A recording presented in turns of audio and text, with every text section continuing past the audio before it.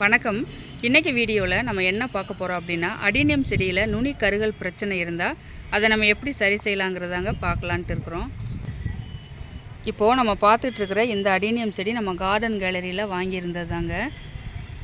இது நான் சமீபத்தில் தான் ரீபார்ட் பண்ணி கூட வச்சுருந்தேங்க.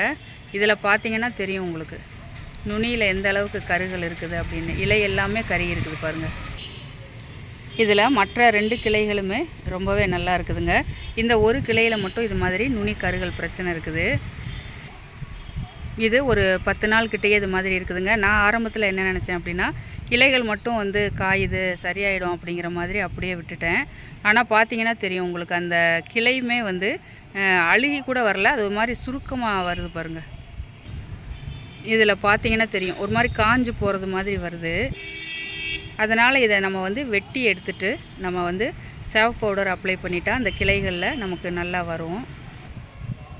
இது நம்ம அப்படியே விட்டுட்டோம்னா கிளையில் அப்படியே கீழே வர பரவிட்டு வந்துடுங்க. அதனால் இதை நம்ம அறுத்துட்டு இதில் சேவ் பவுடர் இல்லைன்னா மஞ்சள் தூள் நம்ம தடவி விட்டுறலாம். இது நான் அந்த கிளை மேலே வெட்டுறதுனால என்ன செய்ய போகிறேன் அப்படின்னா, இந்த 2 கிளைகளுமே நான் கொஞ்சம் வெட்டி விடலாம் அப்படின்னு பார்க்குறேன். ஏன்னா ஒரு சேப்பாக நல்லா வரட்டும் அப்படிங்கிறதுனால 3 கிளையுமே ஒரு சமமாக வெட்டி வச்சுக்கிட்டு நான் உங்களுக்கு காமிக்கிறேன். இப்போது இந்த 3 கிளைகளுமே நான் வெட்டி எடுத்துருக்கிறேன் பாருங்கள். இதில் நான் மஞ்சள் தூள் அப்ளை பண்ணியிருக்கிறேங்க. நம்மக்கிட்ட சேவ் பவுடர் இருந்தால் அது கூட நம்ம அப்ளை பண்ணிக்கலாம். இந்த செடி நல்ல வெயில் படுற மாதிரியான இடத்துல தாங்க வைக்கணும். நான் அது மாதிரியான ஒரு இடத்துல தான் வச்சுருக்கிறேன். மழை தண்ணி படாமல் பார்த்துக்கணுங்க.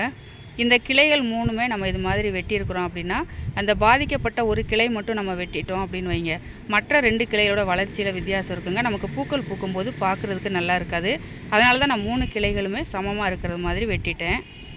அதே மாதிரி இந்த ஒரு கிளை இருக்கிற இடத்துல அடுத்து நமக்கு தழைச்சி வரும்போது 2 அல்லது 3 கிளைகள் தழைச்சி வருங்க. நமக்கு நிறைய கிளைகளும் வைக்கும். அதனால் நம்ம இது மாதிரி வெட்டி எடுக்கிறதுக்கு பயப்பட வேண்டாம். அதே மாதிரி இந்த வெட்டி எடுத்த இந்த கிளைகளை நான் வீண் செய்ய போகிறது இல்லைங்க.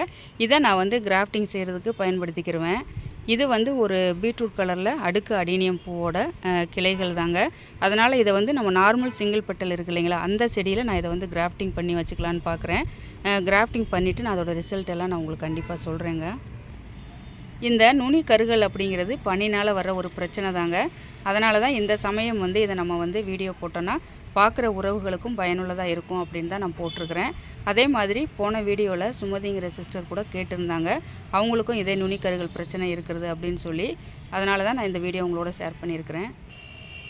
இன்றைக்கி வீடியோ பார்த்துட்டு உங்களுக்கு பிடிச்சிருந்தா கண்டிப்பாக கமெண்ட்ஸில் உங்களோட கருத்துக்களை பதிவு பண்ணுங்கள். இதுவரை வீடியோ பார்த்ததுக்கு ரொம்ப நன்றிங்க.